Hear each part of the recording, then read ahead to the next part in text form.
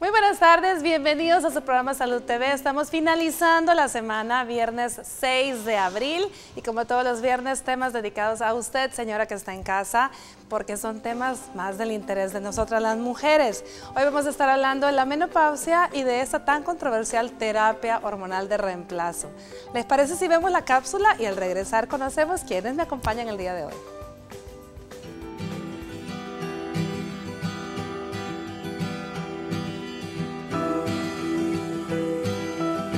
La menopausia es un cambio normal en la vida de la mujer cuando deja de tener su periodo menstrual debido a que el cuerpo produce cada vez menos cantidad de las hormonas llamadas estrógeno y progesterona, y suele ocurrir entre los 45 y 55 años de edad. Esto puede provocar síntomas como acaloramientos súbitos, sudoración nocturna, dolor durante las relaciones sexuales y resequedad vaginal. Para algunas mujeres, estas molestias son leves y desaparecen por sí solas.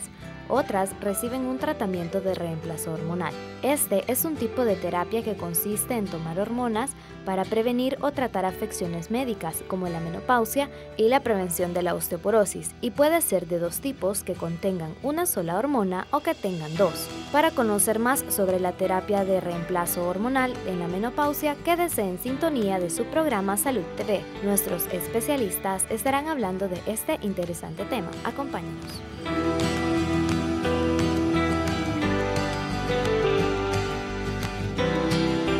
Nuestra primera invitada, teníamos días de no contar con su presencia, la licenciada Catherine Sancente, psicóloga. ¿Qué tal, Catherine? ¿Cómo está? Hola, ¿cómo están? Qué gusto poder compartir con ustedes este tema tan importante. Les pido por favor que se queden pendientes del programa porque vamos a hablar sobre los efectos psicológicos que causa la menopausia.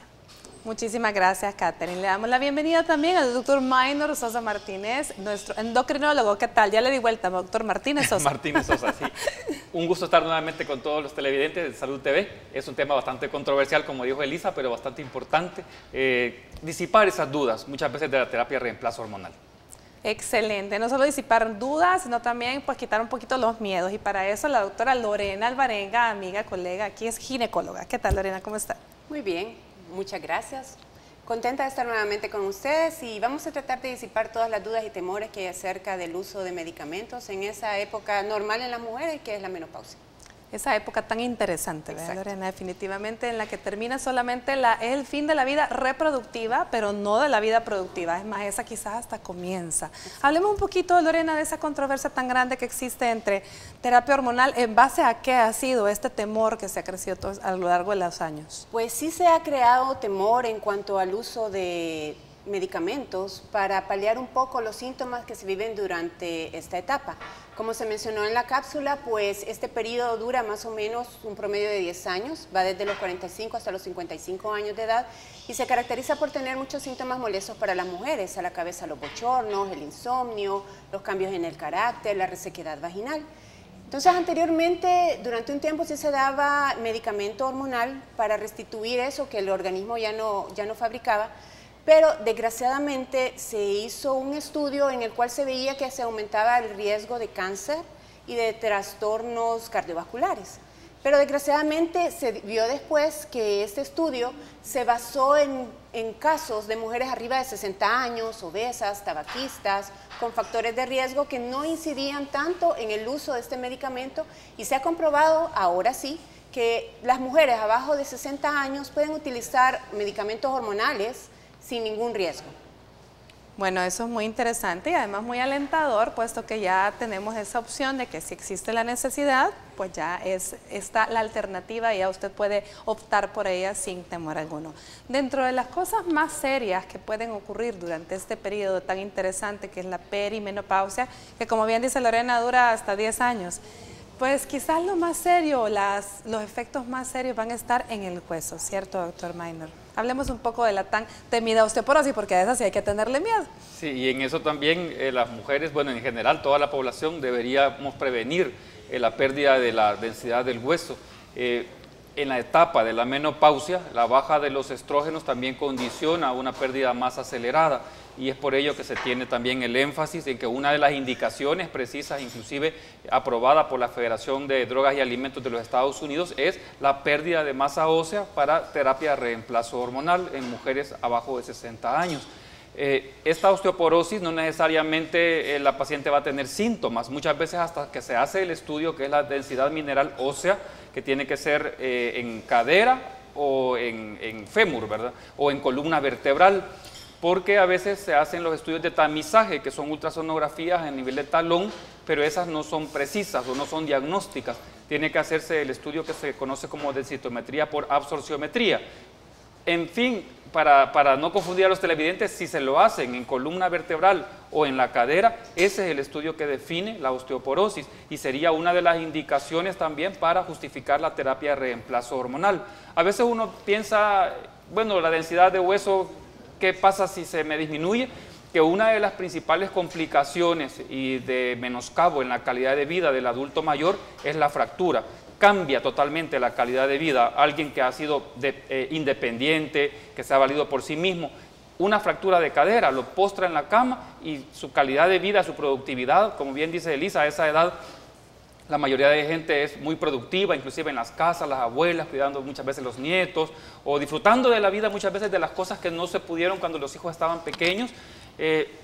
Tener una fractura de cadera, tener una fractura de columna a esa edad realmente cambia la calidad de vida y es importante evaluarse para prevenir en edades tempranas, hacer actividad física de resistencia como pesas livianas o moderadas para mejorar esa densidad de hueso. A veces, como tradicionalmente nos han dicho, el ejercicio es aeróbico, aeróbico, aeróbico y no hacemos nada por mejorar la densidad de hueso. Hay que hacerlo, ¿verdad? El consumo de calcio y también la exposición a la luz solar, que aquí en nuestro país no tenemos problema de ello, hay en otros países que sí, y los ejercicios de resistencia, el control en el peso también, prevenir los dos extremos, ni muy flaco ni muy gordito. Muy interesante porque además de establecer o desmitificar un poco todos los efectos de la terapia hormonal, también vamos a desmitificar el hecho de que las mujeres no debemos hacer ejercicio con pesas, sino que por el contrario, ese es el ejercicio de resistencia del que está hablando el doctor Minor, porque esto nos ayuda a fortalecer músculo y por lo tanto también a mejorar la densidad del hueso y a proteger articulaciones, así que no tenga miedo, no se centre solo en el cardiovascular, también vamos a estar aprendiendo que las pesas son importantes. Bueno, este periodo de muchos cambios también trae consigo cambios a nivel psicológico, a nivel emocional, ¿cierto, Catherine? Claro, definitivamente. Y esa es una etapa de transición donde realmente los cambios emocionales, cambios sociales y cambios físicos están ahí expuestos. Entonces, pues el rol de la mujer se puede ver hasta cierto punto afectado. Y si vemos la vida de la mujer como un pastel y que cada pieza de ese pastel es una de las etapas de cada rol de ella, el rol de madre, el rol de esposa, rol de hija, rol de amiga, pues estos roles se pueden ver afectados por esa etapa de cambio que la mujer está teniendo en estos momentos, y es que es una etapa en la que se considera que va en declive, y como decía la doctora Elisa, realmente es un momento donde la vida inicia, realmente no es que se está terminando, los cambios pueden ser físicos, pero la vida ahí está y es un momento de transición, un momento en el que se puede pues pensar sobre lo que ha pasado durante el largo recorrer de la vida, que puede traer consigo efectos como depresión, irritabilidad, ansiedad, problemas de sueño, y pues esto puede afectar incluso también a nivel de pareja por sentirse tal vez insatisfecha con lo que está sucediendo en estos momentos, y esto puede venir sumado a los problemas pues de índole sexual que se pueden estar teniendo.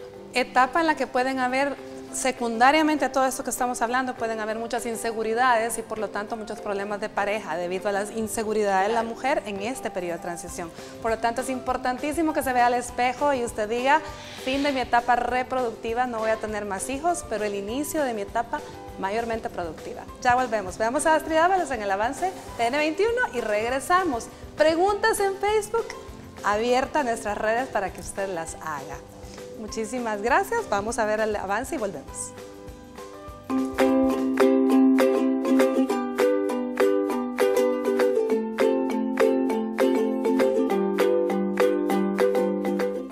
Estás viendo Salud TV.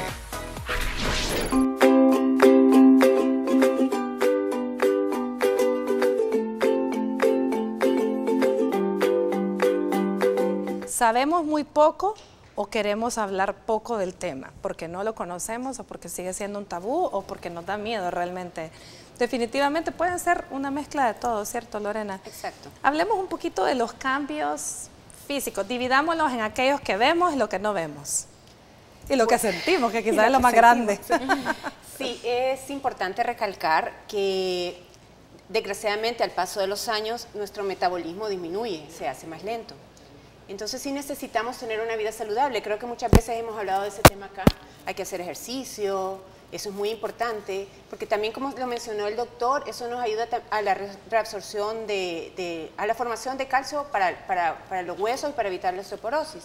También tenemos que llevar una vida sana en el sentido de tener una dieta saludable. Desgraciadamente sí se ven muchos cambios por el cese de la influencia hormonal, que son los estrógenos y la progesterona en las mujeres, y esto se ve reflejado en resequedad vaginal, en cambios en el carácter, en los sofocos, en los famosos calores, que son cambios vasomotores, ¿verdad? También se ha visto relacionado con dolores musculares y articulares, con problemas de depresión.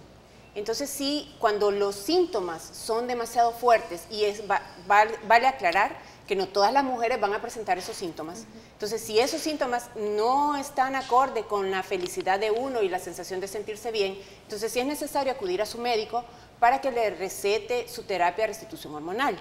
Hay varios tipos de terapia de restitución hormonal. Para mujeres que ya les han quitado su matriz, que han sido esterectomizadas, se les da un tipo de hormonas, que son los estrógenos, y para las que tienen útero todavía, pues se le da algo que es combinado. Porque también tenemos que tener en cuenta que esto no es por mucho tiempo. Se ha visto que lo ideal es no pasarnos de 5 años en el tratamiento, y cada 3, 6 meses más o menos su médico debe evaluar si todavía es necesario que continúe con el tratamiento. Entonces tenemos que quitarnos todos esos mitos de que si tomamos hormonas nos va a dar cáncer, porque eso no es así. Con un control adecuado, pues no vamos a llegar a eso. Como lo mencioné anteriormente, se ha visto que la terapia de restitución hormonal es segura en mujeres abajo de los 60 años. Ya arriba de los 60 años ya hay que tener otro tipo de cuidado, porque sí hay un poco más de problemas, tanto en problemas cardiovasculares como de cáncer. Muy interesante. Quizás dentro de lo más frecuente, Lorena, o lo que más hace que una paciente en esta edad interesante consulte, van a ser los trastornos en el ciclo menstrual. Es decir, tenemos algunas pacientes la suerte y bendición, como les digo yo, así que sin pena ni gloria la menstruación dejó de llegar y sin dar molestias. Algunas otras tienen el problema que los ciclos comienzan a hacerse más cortos, comienzan a hacerse los sangrados más abundantes, y probablemente esas sean aquellas que van a ser beneficiadas principalmente de la terapia hormonal, ¿cierto? Exacto. Tenemos que hacer una valoración en el sentido de que hay perimenopausia y hay menopausia. La menopausia es cuando han pasado ya 12 meses sin ver regla. Ahí sí ya podemos hablar de que hay una menopausia. Anteriormente solo podemos decir que es perimenopausia. Y como mencionó Elisa, es cierto, hay cambios en la menstruación, tanto en la cantidad del sangrado como en la frecuencia. Puede ser que los ciclos sean más cortos, que sangre en abundante cantidad, y esto es debido a que como las hormonas ya están siendo producidas en diferentes cantidades, hay ciclos anovulatorios que también pueden dar cabida a que haya crecimientos anormales del endometrio, del tejido adentro de la matriz, que se llama hiperplasia endometrial. Por eso muchas mujeres se ven sometidas a sangrados abundantes, y nosotros tenemos que hacer ciertos procedimientos para descartar que no hay ninguna patología extraña que esté causando ese sangrado hormonal. Entonces, a estas mujeres es que nos va a ayudar con esos síntomas, y también el que es más común, los calores, esa sensación de que se están quemando por dentro, el insomnio, para que todos esos síntomas mejoren y ellas tengan una mejor calidad de vida. Definitivamente hay pacientes, habrán señoras que pueden decir, no, yo no quiero tomar nada, y tomar aquella decisión de, como decimos en buen salvadoreño, socarla, ¿verdad? Llevar los síntomas ahí con dignidad. Digo, la voy a soportar. Pero puede ser que algunas, como dijo Lorena, no se sientan cómodas, no se sientan felices, ya sea por crisis emocionales o por crisis, y no. Pero lo que queremos que quede claro es que también no es la panacea, no es el único tratamiento, no es la fórmula mágica, la terapia hormonal la que le va a ayudar a usted llevar una posmenopausia o menopausia feliz. O sea, no es solo eso. Y ahí es donde quiero que hablemos un poquito el hueso. Usted mencionó que empezamos a perder densidad ósea a partir de los cuantos años, lo hemos dicho varias veces acá, y es importante que nos quede claro, porque la prevención comienza desde bien chiquitos. Sí, así es. Hay una remodelación ósea constante desde que estamos pequeños, contrario contrario a lo que se cree popularmente, no es el hueso más duro el mejor. Tiene que haber un hueso, una parte de hueso como esponjoso o trabéculas, una red de hueso, porque también si nos caemos, si el hueso es muy duro, se quiebra fácil. Truena. Y no puede ser ni muy duro el hueso ni muy blandito, tiene que estar en un intermedio con una densidad ya específica. Generalmente a partir de los 30 años en adelante comenzamos a perder densidad de hueso de cantidad importante. Claro, esto es muy variable de persona a persona, depende también de la composición física. Los extremos del peso no son favorables para la densidad de hueso, tenemos que estar en lo más cercano a nuestro peso ideal. Inclusive en las personas muy flaquitas tienden a tener la densidad de hueso muy baja, y las personas sedentarias y que tienen hábitos de vida inapropiados como alimentación bajas en calcio, también si no tenemos exposición solar suficiente, ¿verdad? Aquí no es el caso en nuestro país. Igual también si no tenemos actividad física regular que combine aeróbico con ejercicios de resistencia, la pérdida de hueso va a ser mucho mayor. Hay otras implicaciones también en la menopausia, que es con respecto al metabolismo que mencionaba la doctora Alvarenga, en el cual la paciente también tiende a hacer más depósitos de grasa. Y si no tenemos cuidado en la dieta, si no tenemos cuidado en la actividad física, aquella figura que era muy elogiada se pierde porque está con unos depósitos de grasa ya considerables, y a la par de ello el incremento de riesgo de diabetes mellitus, de colesterol alto, de LDL alto, que es el colesterol malo, y de HDL bajo, que es el colesterol bueno, entre otros factores. Está demostrado que inclusive la terapia hormonal de reemplazo ayuda o reduce el riesgo de presentar diabetes. Ahora, lo que más ayuda, y no quiero confundir a la teleaudiencia, es los buenos hábitos de vida. Si usted tiene buenos hábitos de vida en todas las etapas de su vida, incluyendo también en la menopausia y en la posteridad, usted va a tener menor riesgo de diabetes, menor riesgo de colesterol alto y menor riesgo de hipertensión arterial.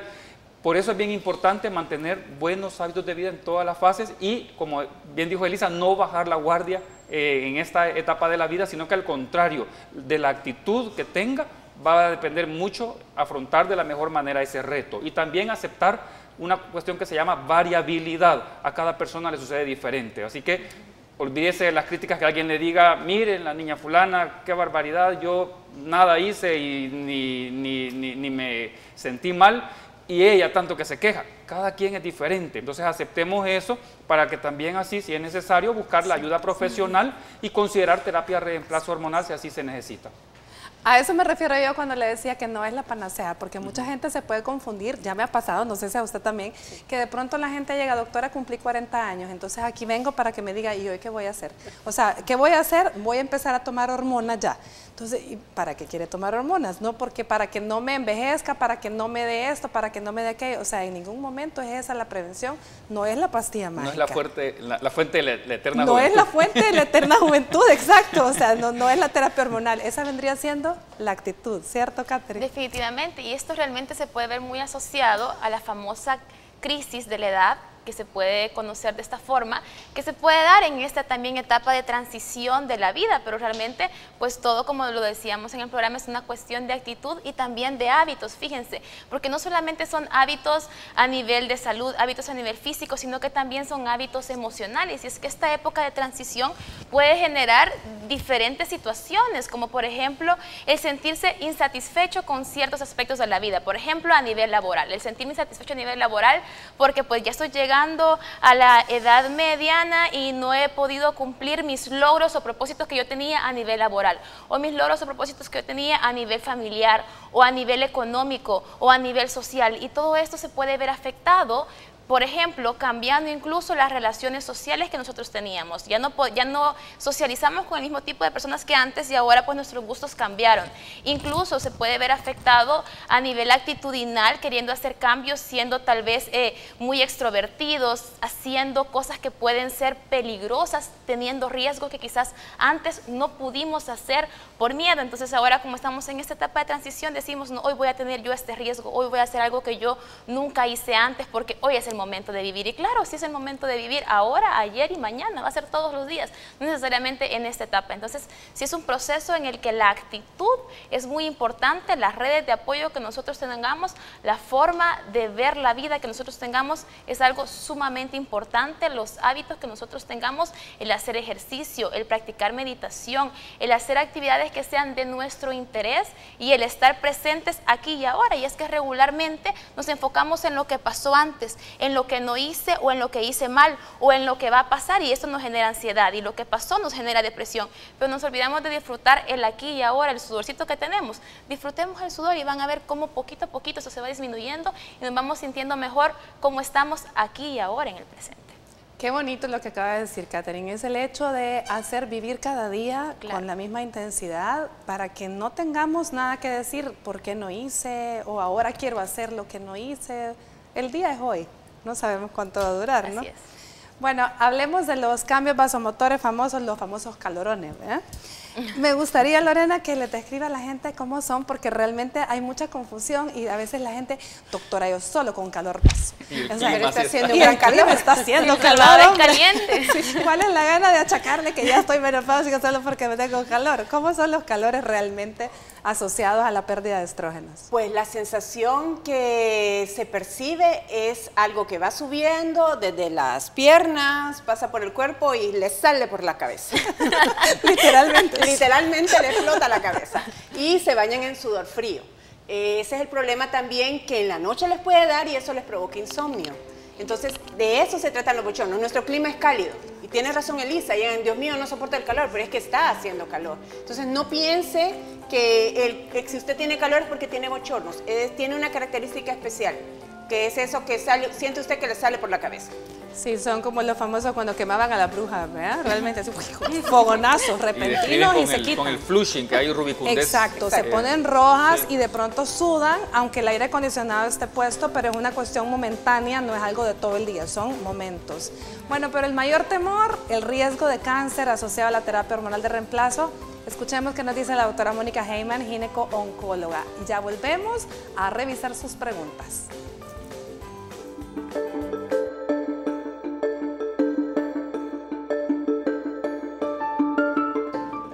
Buenas tardes, queridos amigos de Salud TV, soy la doctora Carla Amaya de Carrillo, ginecóloga oncóloga, y ese día estaremos hablando de terapia de reemplazo hormonal y cáncer. Como estaban escuchando en el programa, existen dos tipos de terapia de reemplazo hormonal, una que es solamente con estrógenos y una que es una combinación de estrógenos y progesterona. Como hemos escuchado, tienen muchos beneficios, entre ellos están disminuir el riesgo de osteoporosis, así como también ayudan a aliviar los síntomas propios de la menopausia, pero como todo medicamento conllevan sus riesgos. Por ejemplo, la terapia que es solamente con estrógenos, cuando se da en pacientes que conservan su útero, aumentan el riesgo de cáncer de endometrio. Hay múltiples estudios que han demostrado que con un uso arriba de los 5 años incrementa este riesgo.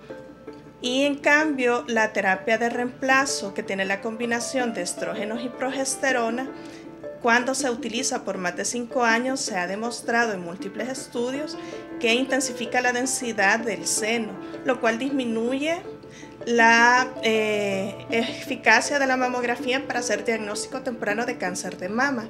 En estos casos también se ha visto que incrementa el riesgo de cáncer de mama hasta duplicarlo en la mayoría de las poblaciones en estos estudios que se han realizado. Pero también en ambos casos se ha visto que al suspenderla, luego de 24 meses de su suspensión, inicia la reducción del riesgo. Muchas gracias, mis amigos de Salud TV. Soy la doctora Carla Amaya de Carrillo. Nos vemos en la próxima.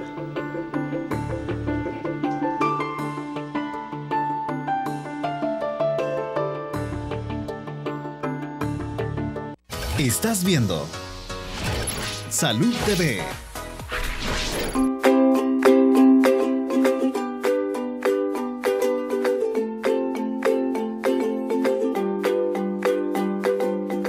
Feliz provecho provecho a usted que está almorzando. Gracias por acompañarnos. Quiero comentar con ustedes la noticia de la semana. En esta ocasión se dice, registran el primer caso de supergonorrea.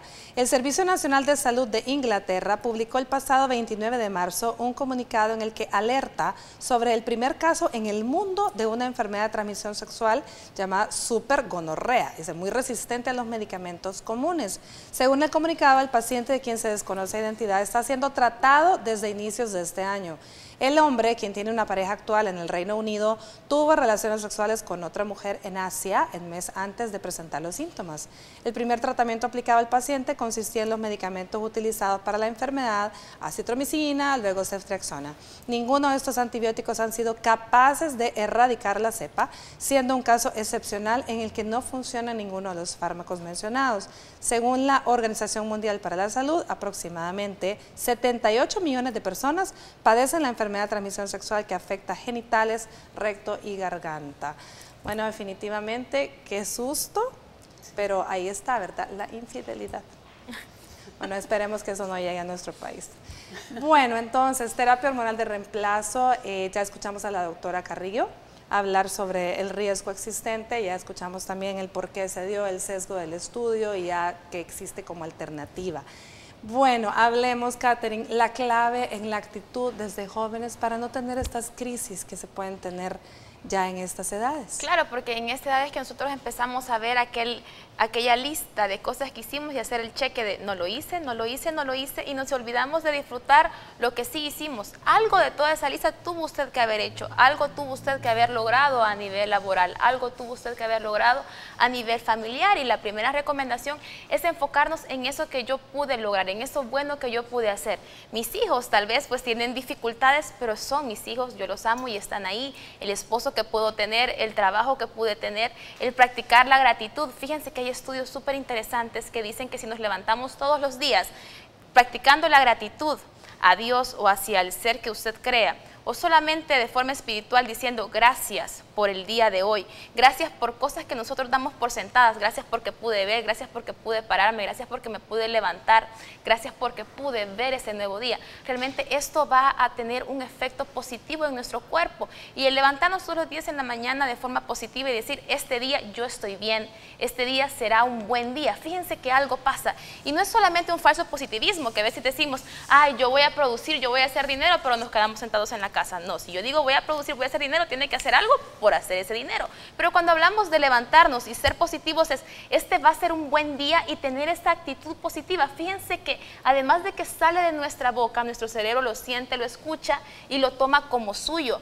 El sonreír. Hay otro estudio, fíjense que si andamos con un lápiz en los labios y con el solo hecho de hacer esto, nuestro cerebro cree que estamos sonriendo, y algo pasa en el día, que nosotros estamos bien. El saludar, el ver a los ojos a las personas, el tratar de hacer un cambio significativo al inicio del día. Por ejemplo, si voy manejando, dejar que alguien pase en el tráfico y tener ese contacto visual con las personas. Y esa sonrisa de agradecimiento, claro, qué bonita se siente el poder ser alguien amable. Esto definitivamente algo hace que nuestro día esté mejor. El hacer actividad física. ¿Cuántos estudios hay de personas que al hacer actividad física hace que esté mejor tanto físicamente como emocionalmente? Porque toda esa satisfacción y toda esa liberación que tiene de estrés al poder realizar actividad física va a ser de forma positiva para su vida. El tratar de hacer actividades que sean de su interés, actividades al aire libre, definitivamente eso es algo que le va a ayudar. El relacionarse con personas que sean positivas para usted, porque para qué pues estarnos como cargando con personas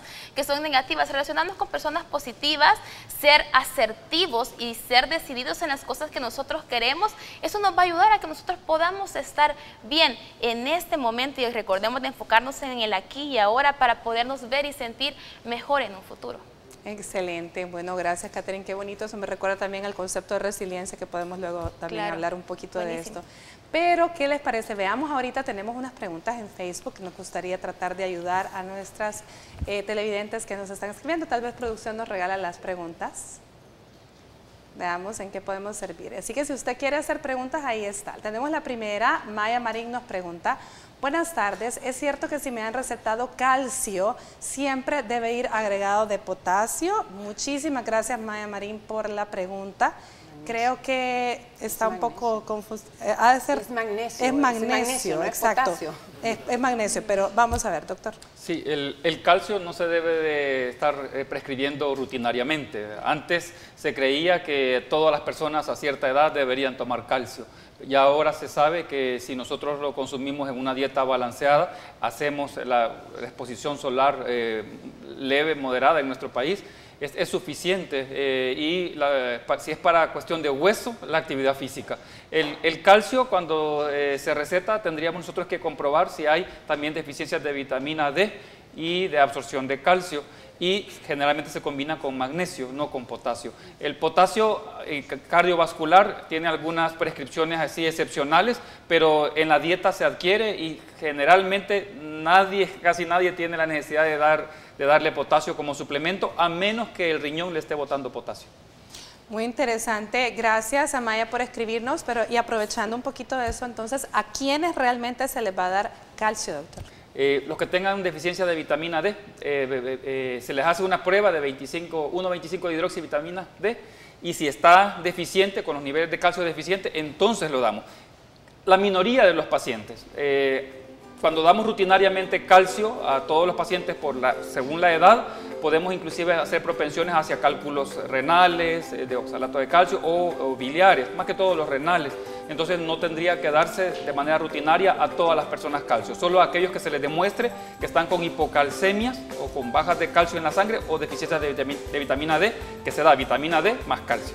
Excelente. Bueno, una razón de más para que deje de comprar aquellos frascos enormes de calcio y estárselos tomando usted solita, no a la automedicación. Bueno, vamos a una pausa y ya volvemos.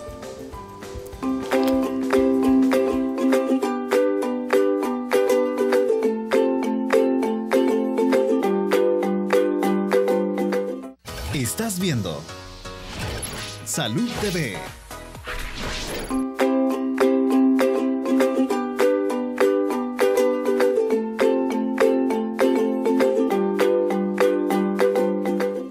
Muchísimas gracias por continuar con nosotros. Vamos a ver, cuando estamos ya entrando en esta edad de perimenopausia, que como ya dijimos antes, no se trata de edad, sino de hormonas, porque esto puede decir, como dijo Lorena, entre 45 y 55 años, hay mujeres que comienzan antes con los síntomas, mujeres que comienzan después de los 50 incluso. Si usted comienza a tener síntomas, lo importante es que se ha mantenido su control todos los años con su médico. Va a haber un momento en el que le va a decir, ok, ¿qué chequeo vamos a hacer? ¿Qué chequeo vamos a hacer, Lorena? Bueno, como dijo Elisa, hay muchas mujeres que cumplan 40 años y piensan que la vida se acabó. Eso no es cierto, ¿verdad? Ahora se dice que los 40 son los nuevos 30, así que veámoslo así. Y cuando llegan las personas que tienen síntomas, uno evalúa si es necesario o no el uso de terapia de restitución hormonal. Entonces les dejamos ciertos exámenes, porque lo que queremos ver es si no tiene ya un cáncer en su cuerpo y nosotros vayamos a agravar al dar esta terapia, es ese cáncer ya preexistente. Se les hace una ultrasonografía pélvica para aquellas mujeres que tienen útero, se les hace una mamografía y también se les hace citología. Y se le dejan exámenes, como mencionó el doctor Martínez, nosotros tenemos que ver si no hay diabetes, si no hay hipercolesterolemia, cómo están los niveles de colesterol y triglicéridos en el cuerpo. Esos son los exámenes con los que nosotros comenzamos. Y si todos esos están bien y se amerita el uso de medicamentos hormonales, pues entonces los iniciamos. Hay varias presentaciones, antes solamente eran tomados, ahora hay parches, hay geles que son mucho más prácticos y tienen mucho menor efecto secundario que los que son tomados. Y es de recalcar que los componentes de estos medicamentos han cambiado. Antes se usaban estrógenos equinos de yeguas y medroxiprogesterona, que no era la más adecuada para la mujer y por eso había tanto efecto secundario. Ahora son las que se fabrican en laboratorio, pero son las más parecidas a lo que nosotros como mujeres fabricamos, que son el estriol y la progesterona.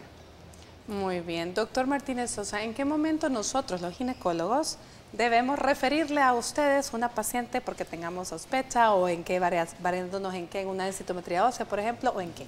Sí, hay varias situaciones. Uno es, por ejemplo, cuando la paciente tiene manifestaciones de ausencia de menstruación a edades muy tempranas. Hay pacientes que pueden tener hipoestrogenemia primarias, que no necesariamente son por la menopausia, pacientes de 30, 35 años que dicen quizás es la menopausia tan temprana. Hay que investigar porque, como bien se ha mencionado en todo el programa, hay edades para cada una de las etapas de la vida y si muy tempranamente hay síntomas de menopausia, hay que investigar. Igual también dolores óseos o ganancias o pérdidas excesivas de peso. Se sabe que alrededor del 10% en variación en el peso es una alerta. Es decir, yo les digo a los pacientes más o menos con 10 libras, ¿verdad? Si usted está en un periodo de 6 meses perdiendo 10 libras o más involuntariamente, busque otra causa que no sea meramente que no sabe por qué está perdiendo peso, o ganancias de peso que también desconoce el por qué, su dieta está similar y está ganando peso excesivamente. La mayoría de veces también que no valoramos bien lo que estamos comiendo y el sedentarismo, el nivel de sedentarismo que tenemos. El chequeo, el perfil general, no culpemos a la menopausia de todo lo que pasa. En la edad, en todas las etapas de la vida hay que chequearse periódicamente y después de los 40 años es una de las edades fundamentales para comenzar con un chequeo periódico, al menos cada 3 años, si todos los exámenes están saliendo bien.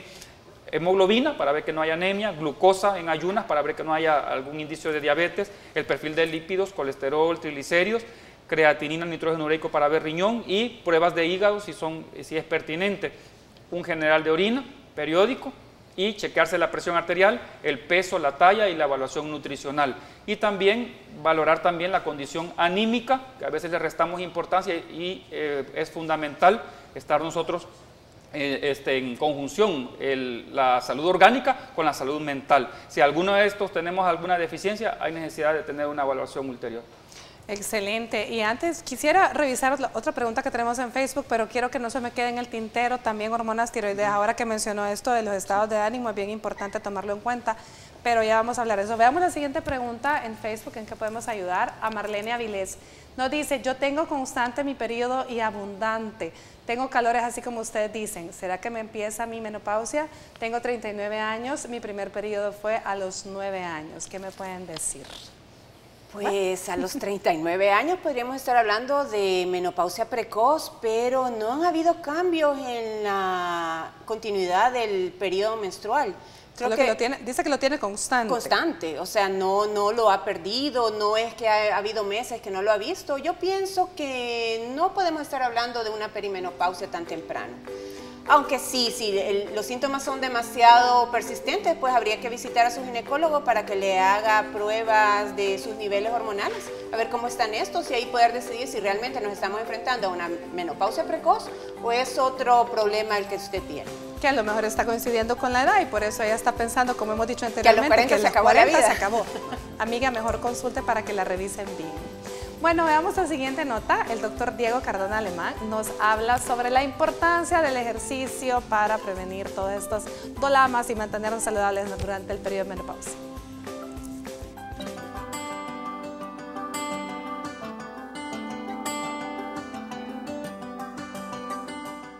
Amigos de Salud TV, soy el doctor Diego Cardona, médico del área deportiva y en esta ocasión vamos a hablar de la actividad física en las mujeres menopáusicas.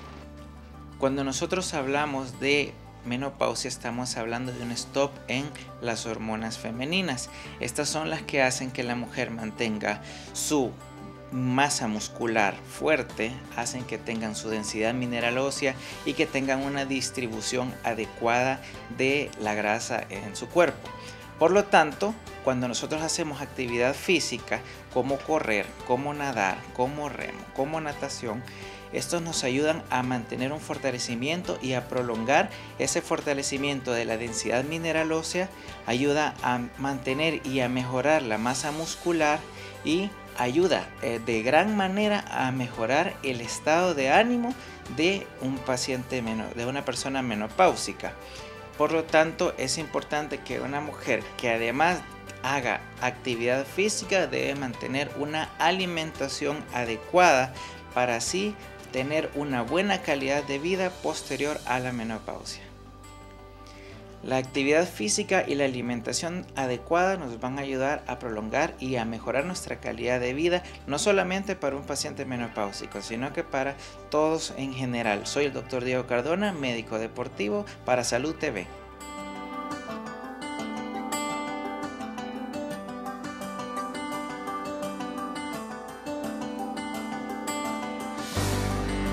Estás viendo Salud TV.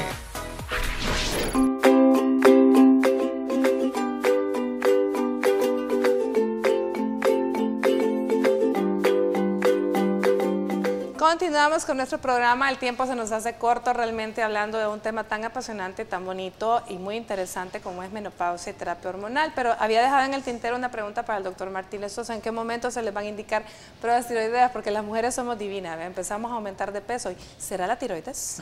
¿Menopausia o tiroides? Sí. Ajá, doctor. Si no hay ninguna manifestación clínica antes, alrededor de los 40 años tendría que comenzar. Ahora, si hay, en nuestro país lo hay, mucha herencia de problemas tiroideos, la mamá, la abuela. Cada día más familiar. frecuente, doctor. Así es, cada vez más frecuente.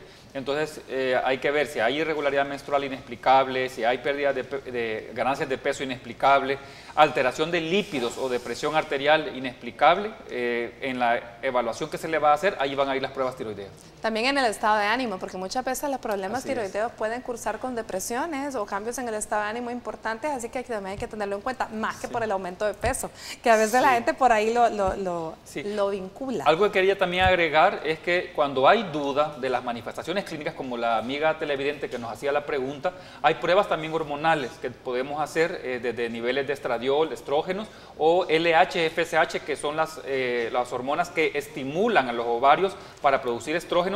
Si las hormonas que estimulan los ovarios están muy altas, apoya el hecho de que tenga una menopausia prematura.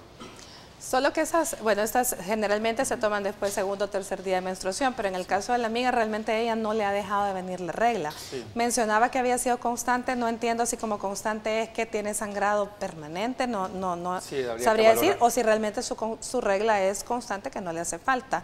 Pero generalmente para mandar esos exámenes que he dicho, hecho, son bastante caros. Sí, así es. Realmente pues hay que tener... Hay que evaluar una base. Hay que tener una base, hay que tener una base. Bueno, vamos a ver, se nos va terminando el tiempo, pero Catherine, la clave, su mensaje final. Claro, definitivamente. En algunos casos puede ser que nosotros asociemos estas dificultades que están pasando por algo médico, por algo de salud, cuando realmente hay hechos que son aislados a ese tipo de situaciones. Por ejemplo, cambios significativos que se dan en la vida, los hijos que se van, problemas a nivel familiar, problemas a nivel de pareja, problemas a nivel social, que son cambios que van dependiendo, pues el desarrollo evolutivo de nuestra vida trae en esta edad este tipo de cambios. Entonces, pues hay que tratar de aislar este tipo de cambios con algo físico, y cuando identificamos que estos problemas son demasiado fuertes, que son persistentes y que nosotros no podemos con esto, es necesario también buscar el acompañamiento y la terapia psicológica para poder tener pues un mejor desenvolvimiento en nuestra vida. Recordemos siempre la actitud positiva y hacer actividades que sean de nuestro agrado. Otro tip súper bonito es también el tratar de caminar descalzos. Fíjense que esto trae tantas cosas significativas y positivas para nuestra vida, el poder tener nuestros pies. Y hay estudios de las personas que han vivido en el mar y que han estado en la arena. No necesariamente tiene que ser siempre la arena, puede ser también en el jardín, poner nuestros pies en el jardín. Eso también va a tener un cambio positivo para nosotros. La actitud, el pensar positivo y el actuar de forma positiva nos va a poder tener pues una mejor calidad de vida. Fíjese bien, entonces la clave prácticamente va siendo, doctor, ejercicio, hábitos, ¿qué más? Hábitos de vida saludables, disfrutar cada etapa de la vida, reforzar nuestros cuidados y, si es pertinente, hacerse un chequeo periódico. Darle gracias a Dios, además todos los días. Vamos a ver, Lorena, su mensaje final. Bueno, tenemos que aceptar que todos vamos a pasar por estos cambios, ¿verdad? Y que tenemos que vivir esta etapa de la vida de la mejor manera posible. Acéptense, arréglense para ustedes, siéntanse lindas para ustedes mismas, porque todas las mujeres somos lindas. Y definitivamente darle gracias a Dios cada día por poder abrir los ojitos, eso es importante. Recordemos también exámenes que usted tiene que realizarse periódicamente, por lo menos un hemograma, una glucosa, lo que sería los lípidos, que es colesterol, triglicéridos, para ver riñones, dijimos nitrógeno ureico, creatinina y listo. Y no si necesita más, no se automedique. Si necesita de más, será su médico quien se lo diga. Muchísimas gracias, Catherine. Muchísimas gracias, doctor. Muchísimas gracias, Lorena. De verdad ha sido un placer. Gracias a la doctora Carrillo, al doctor Cardona Alemán. Gracias a ustedes principalmente. Recuerde Salud TV, sábado y domingo a las 10 de la mañana. En reprise, lo mejor de la semana. Les deseo un feliz fin de semana. El lunes venimos a conocer sobre plantas medicinales, así que por acá los espero. Por hoy, fin de semana feliz y que Dios los bendiga.